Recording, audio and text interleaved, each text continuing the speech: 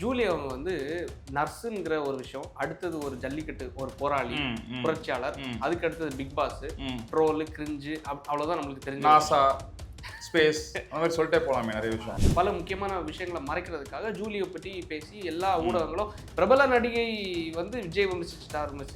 யார் அந்த பிரபல நடிகைன்னு பார்த்தா நடிகை ரியல் லைஃப் நடிகை. நார்மலாக ஒரு ஐடியிலேருந்து எனக்கு மெசேஜ் வருவாங்க, ஒரு லேடி ஒருத்தவங்க மெசேஜ் பண்ணுறாங்க. லைக் என்னென்னா ப்ரூஃப் எவிடன்ஸ் எல்லாம் அனுப்பிச்சு பிரதர் வந்து ஜூலி பண்ணிகிட்டு இருக்க ஒரு விஷயத்தை நான் கண்டிப்பாக எக்ஸ்போஸ் பண்ணி ஆகணும், பட் என்னால் பேச முடியாது, நீங்கள் கண்டிப்பாக இதை பேசணும் அப்படின்னு சொல்லிட்டு எல்லா எவிடன்ஸும் அனுப்புகிறாங்க. குடும்ப சொந்தங்கள், ரத்த சொந்தங்களை தவிர யாருமே கிட்னி கொடுக்கக்கூடாதுங்கிறது சட்டம். ஷர்மிளான்னு சொல்லிட்டு ஒரு லேடி உள்ள வராங்க. இந்த ஷர்மிளா யாருன்னா ஜூலியோட ஒரு க்ளோஸ் ஃப்ரெண்டு. ஷர்மிளா ப்ளஸ் ஷர்மிளாவோட ஹஸ்பண்டு ப்ளஸ் ஜூலி 3 பேருமே இங்கே சென்னையில் தான் ஒரு வீடு எடுத்து தங்கியிருக்காங்க. இத்தனைக்கும் ஜூலி வந்து ஒரு நர்ஸாக இருக்கிறதுனால ஒரு ஆடட் அட்வான்டேஜ், ஒரு 50,000 வச்சு ஜிபேயில் ஷர்மிளாவோட அக்கௌண்ட்டுக்கு டேரெக்டாக அனுப்பிச்சிட்டாங்க. மிச்சம் உள்ள பணம் எல்லாமே கேஷ். ஸோ ஒரு 5 லட்ச ரூபா கொடுக்குறாங்க. எங்கள் பெசன்ட் நகர் பீச்சில் வச்சு ஜூலியும் ஜூலியோட ஹஸ்பண்டும் 2 பேருமே டேரெக்டாக வராங்க போது Julie plus husband direct involve.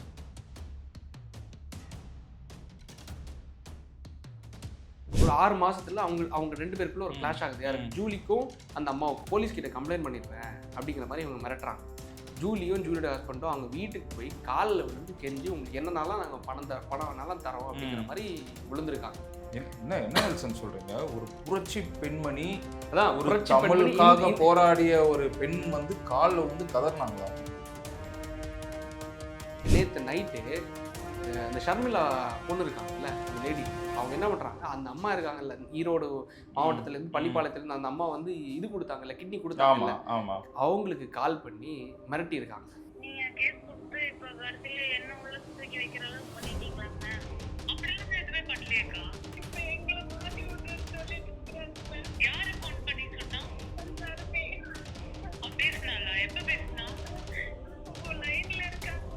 இந்த ஜூலி ஒரு ஃப்ராடு, ஜூலியன் டீம், இந்த ஷர்மிளா ஒரு ஃப்ராடு.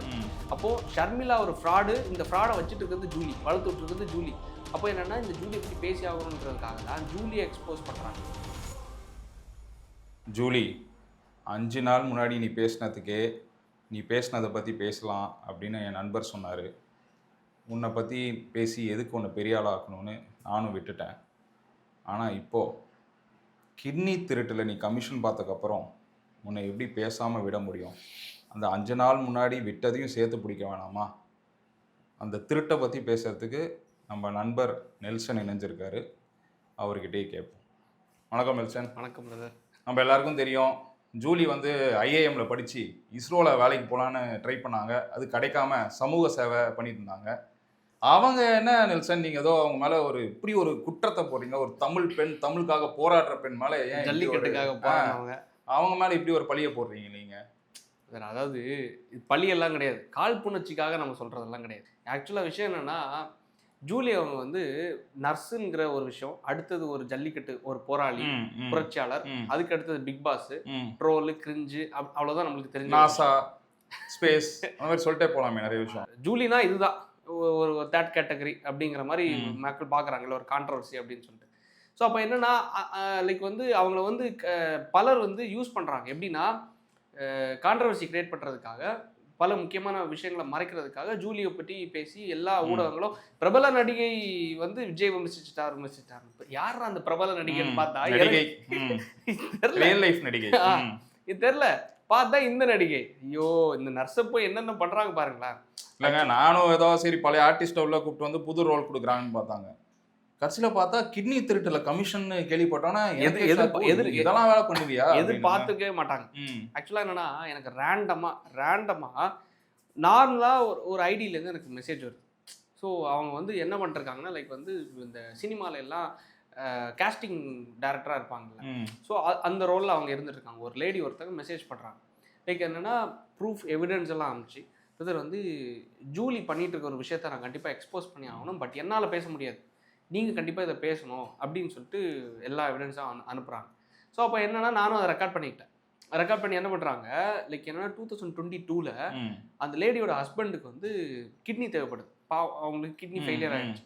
ஸோ அப்போ என்னென்னா தேவைப்படுற பட்சத்தில் லைக் குடும்ப சொந்தங்கள் ரத்த சொந்தங்களை தவிர யாருமே கிட்னி கொடுக்கக்கூடாதுங்கிறது சட்டம் இருக்குது. ஆமாம், ஏன்னா டிரான்ஸ்பிளான்ட் ஆஃப் ஹியூமன் ஆர்கன்ஸ் ஒரு டிஹெச்ஓடின்னு சொல்லிட்டு ஒரு transplant of human organs and tissues act அந்த ஆக்டின் படி நீங்கள் வந்து யாருக்குமே கிட்னி கொடுக்கக்கூடாது. கவர்மெண்டோட சீனியாரிட்டி படியில் தான் உங்களுக்கு வந்து அவங்களே அலாட் பண்ணி கொடுப்பாங்க. தானம் பண்ணுறவங்க இந்த மாதிரி இருப்பாங்க. லைக் இப்போ நல்லக்கண்ணையோட இறந்ததுக்கு அப்புறமா அவரோட உடலையே மெடிக்கல் மருத்துவ மாணவர்களோட இதுக்காக தானம். ஆமாம் ஆமாம், நிறைய பேர் பண்ணுவாங்க. அவங்க மறைந்ததுக்கு அப்புறம் அவங்களோட உறுப்புகளை வந்து தானம் பண்ணுவாங்க. ஸோ அது கவர்மெண்ட் பண்ணக்கூடிய விஷயம்.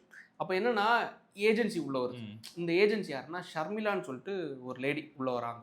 இந்த ஷர்மிளா யாருன்னா ஜூலியோட ஒரு க்ளோஸ் ஃப்ரெண்டு. ஷர்மிளா ப்ளஸ் ஷர்மிளாவோட ஹஸ்பண்டு ப்ளஸ் ஜூலி 3 பேருமே இங்கே சென்னையில் தான் ஒரு வீடு எடுத்து தங்கியிருக்காங்க. ஸோ இவங்க எல்லாருமே ஒன்றா இருந்துட்டு என்ன பண்ணுறாங்க, இத்தனைக்கும் ஜூலி வந்து ஒரு நர்ஸாக இருக்கிறனால ஒரு ஆடட் அட்வான்டேஜ். ஸோ அப்போ இவங்க எல்லாரும் என்ன பண்ணிட்டாங்க குரூப்பாக என்னென்னா, சரி ஓகே இந்த மாதிரி யாருக்கு தேவையோ அவங்கள அணுகலாம் அப்படின்னு சொல்லிட்டு இந்த லேடியை வந்து அப்ரோச் பண்ணியிருக்காங்க. நாங்கள் வந்து உங்களுக்கு கிட்னி அரேஞ்ச் பண்ணி கொடுக்குறோம் அப்படின்னு சொல்லிட்டு. ஸோ அப்போ இவங்களுக்கு என்னென்னா தேவை உயிர், புருஷன். ஸோ அப்போ நம்மளுக்கு வேணும் அப்படிங்கிற ஒரு பட்சத்தில் சட்டமாவது லைக் லா எல்லாம் யாரும் பார்க்குறது கிடையாது. காரணம் என்ன, உயிர் தான் நம்மளுக்கு முக்கியம். ஸோ ஓகே அப்படின்னு சொல்லிட்டு பேசுகிறாங்க. அப்போ கேட்கப்பட்ட தொகை எவ்வளோனா கிட்டத்தட்ட ஒரு 10 lakhs 10 லட்ச ரூபா கேட்குறேன். 2022 10 லட்ச ரூபா கொடுத்துட்டிங்கன்னா உங்களுக்கு கிட்னி அரேஞ்ச் பண்ணி கொடுத்துருவாங்க அப்படின்னு சொல்லிட்டு. ஸோ அப்போ என்ன ஆகுதுன்னா லைக் வந்து 10 lakhsல ஒரு 5 lakhs வந்து கொடுத்துட்டாங்க. யாருக்கு, ஷர்மிளாவுக்கு. ஷர்மிளா எங்கே இருக்காங்கன்னா ஜூலியோட வீட்டில் இருக்காங்க. ஸோ இவங்க என்னென்னா கிட்டத்தட்ட ஒரு 6 வாட்டி இந்த பணம் கொடுக்க போகும்போது ஒரு 50,000 வச்சு ஜிபேல ஷர்மிளாவோட அக்கௌண்ட்டுக்கு டைரெக்டாக அனுப்பிச்சிட்டாங்க. ஸோ ஷர்மிளா வீட்டில் ஜூலி இருக்காங்களா இல்லை ஜூலி வீட்டில் ஷர்மிளா? ஜூலி வீட்டில் ஷர்மிளா இருக்காங்க. ஓகே, ஸோ ஜூலி வீட்டில் தான் கேஷ் வாங்குறாங்க. ஆமாம், ஸ்டேயிங் எல்லாரும் ஒன்றா தங்கியிருக்காங்க. அப்போ என்னென்னா ஒரு 50,000 1 லட்ச ரூபா மட்டும் இவங்க வந்து ஜிபேல அனுப்பிச்சு கேட்குறாங்க, ரொம்ப அர்ஜென்ட் அப்படின்னு சொல்லிட்டு. அதில் தான் மெயின் எவிடன்ஸாக மாட்டிக்கிட்டாங்க. மிச்சம் உள்ள பணம் எல்லாமே கேஷ். ஸோ ஒரு 5 லட்ச ரூபா கொடுக்குறாங்க. இவங்களை நேரில் வீட்டுக்கு வர சொல்கிறாங்க. வீட்டில் எங்கே யார் இருக்காங்கன்னா ஜூலி இருக்காங்க. 6 வாட்டி போகும்போது ஜூலி இருக்காங்க. ஸோ அவங்களுக்கு தெரியாமல் இப்படி ஒரு டிரான்சாக்ஷன் இப்படி ஒரு விஷயம் நடக்கிறது வாய்ப்பே கிடையாது. கண்டிப்பாக. ஸோ அப்போ என்னன்னா பணம் கொடுக்குறாங்க. ஒரு 5 லட்ச ரூபா கொடுத்தாச்சு. கொடுத்ததுக்கப்புறமா டோனர் வந்து வரல. காரணம் என்னன்னா டோனருக்கு அது ஒரு அம்மா என்ன பண்ணுறாங்க, லைக் அவங்களுக்கும் சிலவங்க பண தேவையில் இருக்கிறவங்க கிட்ட போய் ஆசை வார்த்தைகளை சொல்லி லைக் வந்து உங்களுக்கு நீங்கள் கிட்னியை கொடுத்துட்டிங்கன்னா உங்களுக்கு கடன் பிரச்சனை முடிஞ்சிடும், உங்களோட பையனுக்கு படிப்பு செலவா இல்லை மருத்துவ செலவா எல்லாமே தீந்துரும் அப்படிங்கிற சொல்லும்போது வறுமையில் இருக்கவங்க சரின்னு தானே சொல்லுவாங்க. ஆமாம், நம்ம நாமக்கல்லே அதை பார்த்தோம். நாமக்கல் இந்த கிட்னி பிரச்சனையே நீங்கள் சொல்கிற மாதிரி தான். இது ஒரு பெரிய டீடைல்ஸ் நான் கலெக்ட் பண்ணிட்டு இருக்கேன். இது எப்படிலாம் இது ஃபங்க்ஷன் ஆகுதுன்னு சொல்லிட்டு நீங்கள் சொல்கிற மாதிரி தான். இந்த மாதிரி ஒரு 3 லட்ச ரூபா கடனுக்கும் 5 லட்ச ரூபா கடனுக்கும் வந்து நீங்கள் கிட்னியை விற்றா அந்த கடனை அடைக்கலாம்னு சொல்லிட்டு நிறைய இந்த மாதிரி புரோக்கர்ஸ் வந்து மண்டே கழுவிட்டு. அதில் ஒரு முக்கியமான புரோக்கர் தான் திமுகலேருந்து ஆனந்தன் சொல்லிட்டு ஒருத்தன். அப்போ அவன் தான் இந்த தனலட்சுமி ஸ்ரீனிவாச ஹாஸ்பிட்டலில் ப்ளஸ் சித்தார் ஹாஸ்பிட்டல் இந்த 2 ஹாஸ்பிட்டலோட லைசன்ஸ் இப்போ சஸ்பெண்ட் பண்ணிட்டாங்க. இந்த 2 ஹாஸ்பிட்டலில் கிட்னி டிராஃபிக்கிங் ஆர்கன் டிராஃபிக்கிங்கில் ஈடுபட்டாங்க அப்படின்னு சொல்லிட்டு அதுக்கு முழு புரோக்கர் யாருன்னா ஆனந்தன்.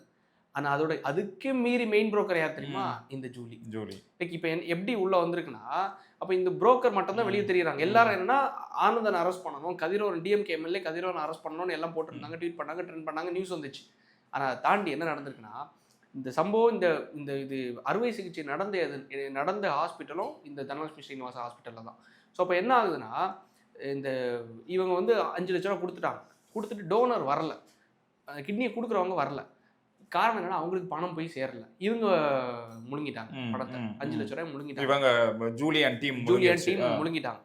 லைக் அப்போ என்ன பண்ணுறாங்க இவங்க வந்து டோனரை டைரக்ட் அப்ரோச் பண்ணிட்டாங்க. நம்ம பணம் கொடுத்துருக்கோம், சரி அந்த அம்மாவை டேரெக்டாக அப்ரோச் பண்ணான்னு சொல்லிட்டு டேரெக்டாக அப்ரோச் பண்ணி அவங்களுக்கு ஒரு 10 lakhs கொடுக்குறாங்க. 10 lakhs கொடுத்து அவங்க மூலமாக அறுவை சிகிச்சை எல்லாமே முடிஞ்சிருச்சுன்னு வச்சுக்கோங்களேன். அப்போது டேரெக்டாக பிடிச்ச உடனே ஜூலி வந்து அந்த ஷர்மிளா டீம் எதுவுமே உள்ளே வரல. உங்களுக்கே தெரியும் இந்த கார் பையிங் செல்லிங்கில் கமிஷனுக்கு மட்டும்தான் ஏஜென்ட். நீங்கள் டேரெக்டாக பிடிச்சிட்டிங்கன்னா எனக்கு என்ன கமிஷன் அப்படின்னு சொல்லிட்டு அவன் பகைச்சிப்பான். யார் டீல் பண்ணுறவன் ஓனர், பார்க் அண்ட் சேல் பண்ணுறவன். அதே மாதிரி தான் இவங்க என்ன பண்ணிட்டாங்க, நீ டேரெக்டாக போயிட்டே இல்லை அப்படின்னு சொல்லிட்டு அவங்களுக்குள்ள ஒரு கிளாஷ் ஆகி அதுக்கு அடுத்தது ஷர்மிளா டீம் உள்ளே வரல. ஸோ அந்த ஏஜென்ட் கட் ஆகுதா. இப்போ அந்த இடத்துல ஒரு சம்பவம் நடக்குது. 2024 இவங்க ஹஸ்பண்ட் வந்து கிட்னி ஃபெயிலியர் ஆகி இறந்துட்டாங்க இந்த லேடியோட. அது வரைக்கும் ஸ்டில் அந்த அம்மா கிட்னியை கொடுத்துருந்தாங்கன்னா அவங்களுக்கு மெடிசன் எல்லாம் நீங்கள் வந்து ட்ரீட்மெண்ட் பண்ணணும். ஆமாம், கண்டிப்பாக பண்ணணும். ஆமாம், அதை பண்ணிட்டு இருந்தவங்களும் இவங்க தான். என் ஹஸ்பண்டுக்கு நீங்கள் கொடுத்தீங்க, உங்களோடது நான் பார்த்துக்கிறேன், அவங்க ஃபேமிலி எல்லாமே கவனிச்சுட்டு இருந்ததும் இந்த அம்மா தான். ஸோ அப்போ இவங்களோட ஒய்ஃபு, அப்போ அவங்க ஹஸ்பண்ட் இறந்துட்டாங்க. ஸோ அப்போ இந்த சுச்சுவேஷன் நடக்குதா? இது எல்லாமே ஜூலிக்கு தெரியாமல் நடக்கிறது வாய்ப்பே இல்லை. அப்போ இது வந்து ஒரு ஒரு மேபி ஜூலிக்கு தெரிஞ்சிருக்கலாம், தெரியாமல் இருக்கலாம். அப்படி ஒரு கான்ட்ரவர்சியாக இருக்குல்ல. 2வது மேட்டருக்கு வரேன். ஸோ அப்போ இது முதல் நாள் நான் பேசிட்டேன். 2வது நாள் இன்னொருத்தங்க எனக்கு இது பார்த்து கால் பண்ணுறாங்க. பிரதர் என்னன்னா, பெசன்ட் நகர் பீச்சில் வச்சு 15 லட்ச ரூபா கொடுக்குறோம். ஜூலியும் ஜூலியோட ஹஸ்பண்டும் 2 பேருமே டேரெக்டாக வராங்க. டோனரும் வராங்க, இவங்களும் வராங்க. எங்களுக்கு தேவை இருக்கிற நாங்களும் போகிறோம், டோனரும் வராங்க, ஜூலி ப்ளஸ் அவங்க ஹஸ்பண்டும் வராங்க. பெசன்ட் நகர் பீச் வச்சு நாங்கள் பணம் கொடுக்குறோம். பணம் கொடுத்து என்னோட ஹஸ்பண்டும் அதுலேருந்து ஒரு 2 வருஷம் கழிச்சு, அதுவும் 2022, 23 தான் நடக்குது. 24 அவங்களும் இறந்துட்டாங்க, கிட்னி ஃபெயிலியர் ஆகி. So 2 transaction. அது 2வது டிரான்சாக்ஷன் நடக்கும்போது Julie plus husband direct involved. டேரக்டாக அவங்களே வந்து பணத்தை வாங்கிட்டு போகிறாங்க. அவங்களே வந்து பணத்தை வாங்கி இது பண்ணியிருக்காங்க. 2வது ஒரு ஒரு ஒரு அவங்க ஹஸ்பண்ட் இறந்ததுக்கு அப்புறமா ஒரு ஒரு 6 மாசத்துல அவங்க 2 பேருக்குள்ள ஒரு கிளாஷ் ஆகுது. யாருக்கு? ஜூலிக்கும் அந்த அம்மாவுக்கும். 2வது ஒருத்தங்க ஒரு ஹஸ்பண்டுக்காக வராங்க இல்லை, அவங்களுக்கும் கிளாஷ் ஆகுது. அப்போது நான் உன்னை போலீஸ் கிட்ட கம்ப்ளைண்ட் பண்ணிடுவேன் அப்படிங்கிற மாதிரி இவங்க மிரட்டுறாங்க. ஜூலியும் ஜூலியோட ஹஸ்பண்டும் அவங்க வீட்டுக்கு போய் காலில் விழுந்து கெஞ்சி உங்களுக்கு என்னன்னாலும் நாங்கள் பணம் வேணாலும் தரோம் அப்படிங்கிற மாதிரி விழுந்திருக்காங்க. என்ன என்ன நெல்சன் சொல்றீங்க? ஒரு புரட்சி பெண்மணி, அதான் ஒரு தமிழுக்காக போராடிய ஒரு பெண் வந்து காலில் வந்து கதறினாங்களா? இந்த அளவு முடியல. இந்த அளவுக்கு ஒரு தேர்ட் கேட்டகரி, அதாவது இல்லீகல சட்டத்துக்கு புறமான ஒரு விஷயத்த பண்ணிட்டு இருக்கவங்க தான் இந்த ஜூலி அண்ட் டீம், இந்த ஷர்மிளா. அதை தாண்டி சரி நம்ம கொளுத்தி போட்டாச்சு, இது எப்படி வெடிக்குதுன்னு பார்க்கலான்னு பார்த்தா அதுக்கு அடுத்த ட்விஸ்ட். நேற்றுக்கு நான் பேசிட்டேன், காலிலுக்குள்ள ஒரு 10 லட்சம் பேர் அந்த வீடியோ பார்த்துட்டாங்க.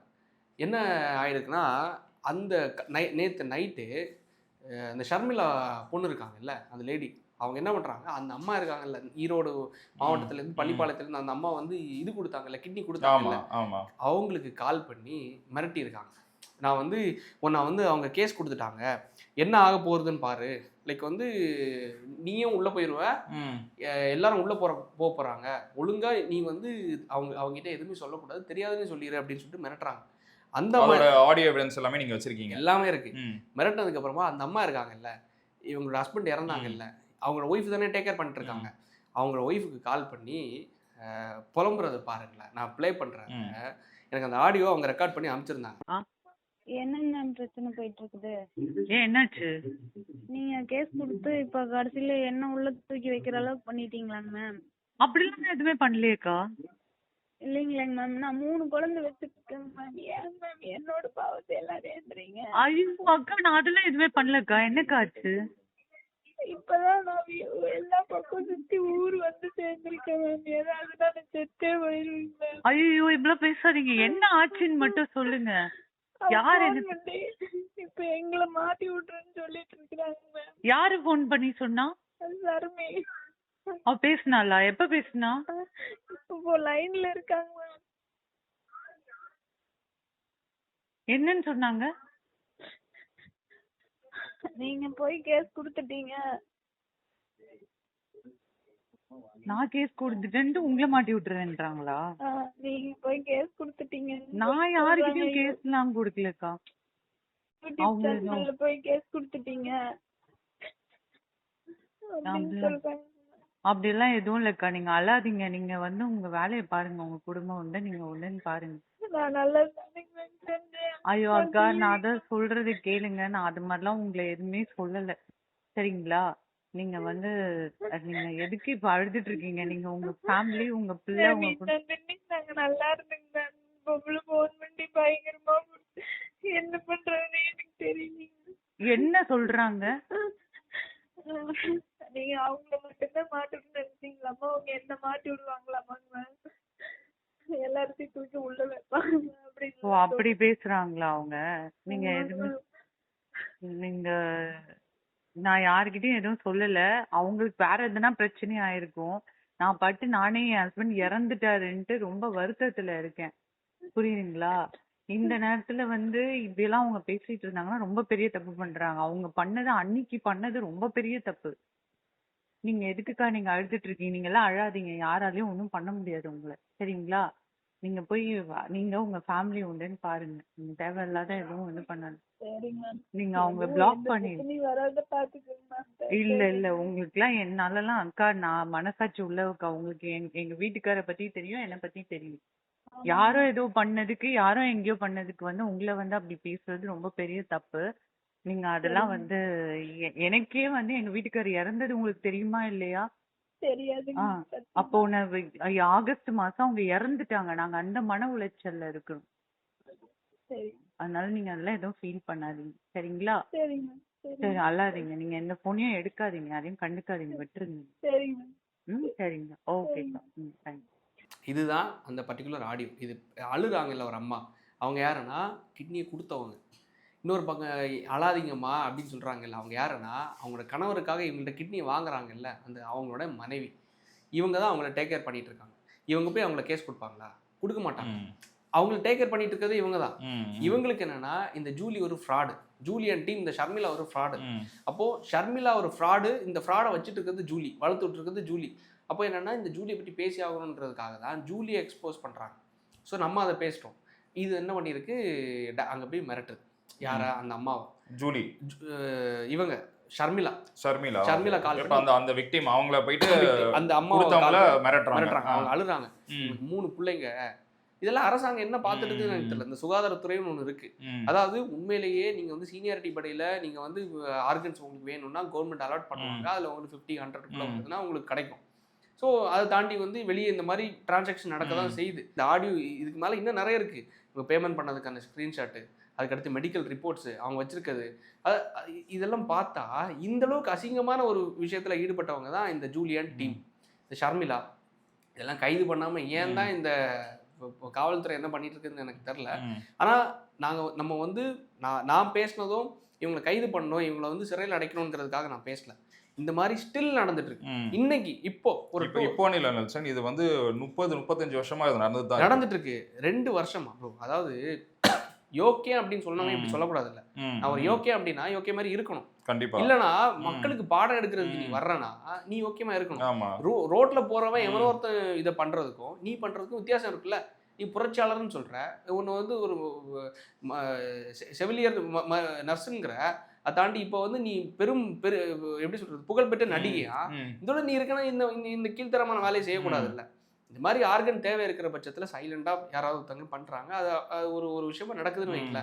ஆனால் நீ பண்ணக்கூடாது. இல்லை அதை ஆதரிக்கிறதும் அவங்கள வீட்டில் உட்கார வச்சுட்டு அவங்கள வந்து பொதுவெளியில வந்து அட்வைஸ் பண்றது, பொதுவெளியில வந்து புரட்சி பண்றவங்க. இது ஆக்சுவலா என்னன்னா கம்ப்ளீட்டா டிஎம்கேயோட ஒரு ஒரு யூகம் ஸ்ட்ராட்டஜி. என்னன்னா இப்போ நம்ம பார்த்தோம்ல, ஒரு 2 வீக்ஸ் 1 வீக் முன்னாடி தான் ஒய்எம்சிஏல வச்சு இந்த இன்ஃப்ளூயன்சர்ஸ் மீட் நடந்துச்சு. இந்த இன்ஃப்ளூயன்சர்ஸ், இந்த பேசக்கூடிய பத்திரிகையாளர்கள், இவங்க சோ கால் நியூட்ரலைஸ்டா இருக்கவங்க எல்லாரும் மீட்டிங் நடந்துச்சு. ஸோ அப்போ என்னன்னா முதல்வர் அவர்கள் கேட்டுக்கொண்ட உங்களுக்கு விஷயம் உங்களுக்கு தெரியும், எங்களுக்கு சப்போர்ட் பண்ணுங்க, எங்க ஆட்சிக்கு ஆதரவு கொடுங்க அப்படின்னு.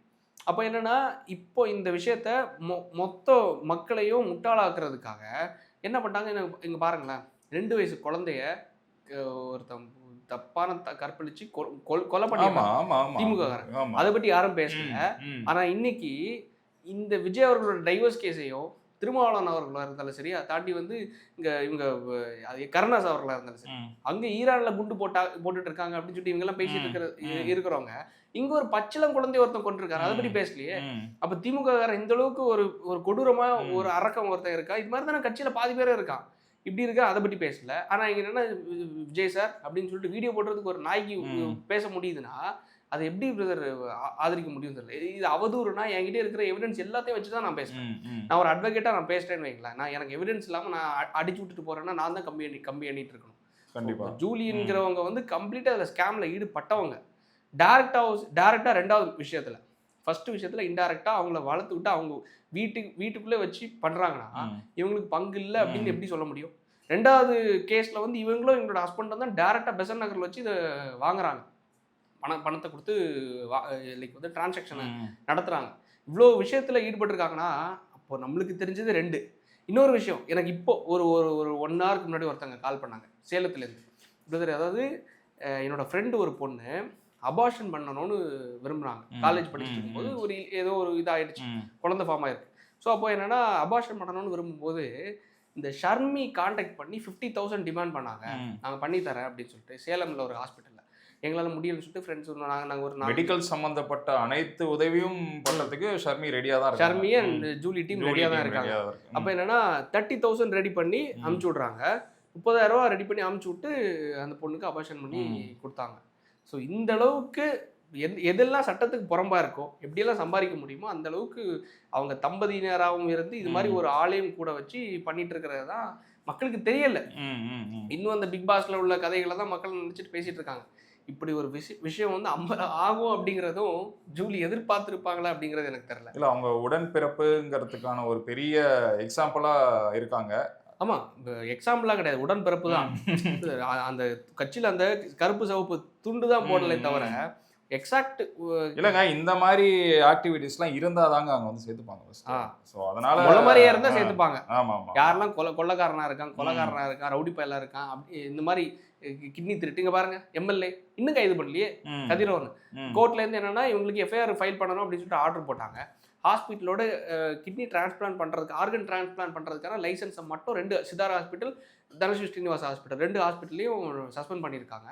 ஆனால் எம்எல்ஏ சட்டசபையில் வச்சு மா சுப்பிரமணியம் அவர்கள் பேசுகிறாரு. அந்த கிட்னி முறைகேடுல திருட்டுன்னு சொல்லல, கிட்னி முறைகேடு ஈடுபட்டிருந்த யாரா இருந்தாலும் அங்கே நடவடிக்கை எடுக்கப்படும் அப்படின்னு சொல்லிட்டு. அது எதை மீன் பண்றாருன்னா, ஏன்னா ஓனர் வந்து கதிரவன் இல்லை, திமுகவோட எம்எல்ஏ இல்லை, மணச்சநல்லூர் தொகுதியோட எம்எல்ஏ. ஸோ அப்போ என்னன்னா சொல்லும்போது ஏன் நடவடிக்கை எடுக்கலையே, லைக் எதுவும் கைது பண்ணலையே. இவங்க வந்து மேலே இருக்கிற தலையை வெட்டிட்டோன்னு வைங்களேன், கீழே இவங்க எல்லாம் எப்படி பிசினஸ் பண்ணுவாங்க? இந்த ஷர்மி, இந்த ஜூலி இதெல்லாம் தைரியம் இருக்காது, புலப்போடாது இல்ல. ஓப்பன் சோர்ஸா நம்ம திமுக எம்எல்ஏ ஒருத்தர் இருக்காரு ஹாஸ்பிட்டல், நம்ம ஆளு தான், நம்ம உடன்பிறப்பு தான், அங்க அந்த ஹாஸ்பிட்டல் போயாச்சுன்னா நம்மளுக்கு வந்து இந்த வேலை நடந்துரும். ஸோ அதனால உங்களுக்கு தேவை இருக்கிற யாரா இருந்தாலும் சரி போய் பண்ணிக்கோங்க அப்படிங்கிறது. இந்த இந்த இந்த இந்த ஈனத்தனமான செயல்கள்லாம் நம்ம எப்படிதான் இவங்க ஆதரிச்சு பேசிட்டு இருக்காங்கன்னு தெரியல, திமுக என்ன வச்சுட்டு இருக்காங்கன்னு தெரியல. சூப்பர் நெல்சன், ரொம்ப நிறைய இன்ஃபர்மேஷன் நிறைய ஷேர் பண்ணீங்க. நாங்கள் பொதுவாக என்ன நினச்சோம், அரசியல் சம்மந்தப்பட்ட விஷயங்கள் இதில் பெருசாக பேச வேணாம் அப்படின்னு தான் நினச்சோம். ஜூலி அதனால 5 நாள் முன்னாடி விட்டோம். சரி அது திருப்பி பேச வேணாம், கமெண்ட்ஸ்லையும் நிறைய பேர் அதை ஏன் பேசி பெரிய ஆளாக்குறீங்க அப்படின்னு சொன்னாங்க. கிட்னி திருட்டுல கமிஷன் வாங்கினோன்னே நான் முடிவு பண்ணிட்டேன், சரி இதை பற்றி நம்ம பேசியே ஆகணும். ஓ அந்த அளவுக்கு இந்த புரட்சி பெண்மணி வந்து இவ்வளோ வேலை பார்க்குறாங்களா அப்படின்னு. அது சிரிப்பாகவும் வருது, கஷ்டமாகவும் இருக்குது. அது யோசிச்சு பாருங்களேன், வேறு ஒன்றும் இல்லை. அந்த அம்மாவோட மைண்ட் செட் இப்போ என்னவா இருக்கு? 3 பிள்ளைங்க, சிங்கிள் மதராக இருந்து நான் 3 பேரையும் வளர்க்குறேன். நம்ம ஜூலி எக்ஸ்போஸ் பண்ணணும்னு பேசுகிறோம், ஷர்மி மாட்டணும்னு பேசுகிறோம், ஜூலி இந்த மாதிரி வேலைகளை இது பண்ணுறாங்க ஈடுபடுறாங்கன்னு நம்ம பேசுகிறோம். அப்போ விக்டி அவங்களோட நிலைமை என்னைக்குனாலும் இவங்க போய் அவங்கள மிரட்டலாம், என்ன வேணாலும் பண்ணலாம். அப்போ அரசாங்கம் அவங்களுக்காக துணை நிற்கணும்ல, காவல்துறை அவங்களுக்கு தக்க ஒரு ப்ரொடெக்ஷன் கொடுக்கணும்ல. ஏன்னா பள்ளிப்பாளையம் என்ற ஊர் ஒட்டுமொத்த ஊர் மக்களும் இது நம்ம அது பண்ணது தப்புன்னு தெரிஞ்சோம் அவங்களோட வலி தாங்க முடியல. சிலவங்களுக்கு எல்லாம் கிட்னி கொடுத்ததுக்கு அப்புறம் வேலைக்கு போக முடியல, கஷ்டத்துல சிலவு இறந்துட்டாங்க, நிறைய பிரச்சனைகள். ஸோ அப்போ என்னன்னா டயாலிசிஸ் பண்ணணும், பண்ணிட்டே இருக்கணும், எவ்வளோ காசு ப்ரோ. அப்போ என்னன்னா அந்த ஊர் மக்களே மீடியாவை அப்ரோச் பண்ணாங்க, நாங்கள் எல்லாருமே ஒத்த கிட்னியில் இருக்கோம், கிட்னி இல்லாமல் இது மாதிரி தவிச்சிட்டு இருக்காங்க, என் ஹஸ்பண்ட் வந்து கிட்னி கொடுத்து இறந்துட்டாரு, என் புருஷன் என்னன்னா கிட்னி கொடுத்ததுலேருந்து வேலைக்கே போக முடியல, எந்திரிக்கவே முடியல, வீட்டில் உட்காந்துட்டு இருக்காரு. அவ்வளோ மக்கள் புலம்புறாங்க. இது 2 ஹாஸ்பிட்டல் தான், தனஸ்ரீ ஸ்ரீனிவாச ஹாஸ்பிட்டல், கதிரவன் திமுக எம்எல்ஏவோட ஹாஸ்பிட்டல். அந்தளவு ஆதரிக்கிறாங்கல்ல சிதாரா ஹாஸ்பிட்டல். 2த்தையும் இது சஸ்பெண்ட் பண்ணிட்டாங்க லைசன்ஸை மட்டும். இதை பெர்மனெண்ட்டாக மொத்தமாக மூடிட்டாங்கன்னா ஜூலிக்கு வேலை இல்லை, ஷர்மிலாக்கு வேலை இல்லை. அதான் சொல்கிறேன், இந்த விக்டிமோட மைண்ட் செட்டை யோசிச்சு பாருங்க. பாவம் கூப்பிட்டு மிரட்டினா அந்த லேமன் பாவம், அவங்களுக்கெல்லாம் என்ன தெரியும்? நம்ம பேசுகிறோம், ஆனால் இது மூலமாக எந்த அவங்க திருப்பியும் மிரட்டினாலும் சரி, அவங்களுக்கு ஏதாவது பண்ணாலும் சரி, தக்க நடவடிக்கைகள் நம்ம லீகலாக ஆக்ஷன் எடுக்கிறதுக்கான அனைத்து விஷயங்களும் இவங்க பண்ணுறதுக்கு ரெடியாக இருக்காங்க. ஏன்னா பாதிக்கப்பட்டவங்க நம்மக்கிட்ட அந்த வீட்டுக்காரர் இறந்தாங்க இல்லை, இந்த கிட்னி இழந்தவங்க முதல் கேஸை சொன்னேன் இல்லை.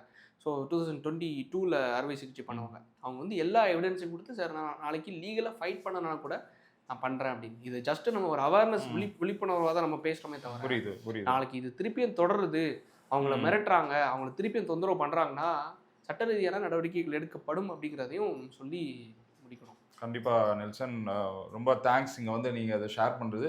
தொடர்ந்து இந்த மாதிரி அர்த்தமீறல், இந்த மாதிரி லீகல் ஆக்டிவிட்டீஸ், எந்த நியூஸ் அட்வொகேட்டாக என்ன வந்தாலும் தொடர்ந்து நீங்கள் இந்த மாதிரி செயல்படணும்னு நான் உங்களுக்கு வாழ்த்துறேன். All the very best. Thank you. நன்றி. ஜூலி, இப்போயாவது திருந்து இந்த ஊருக்கே நியாயம் பேசுறதெல்லாம் விட்டுட்டு பொழப்ப போய் பாரு.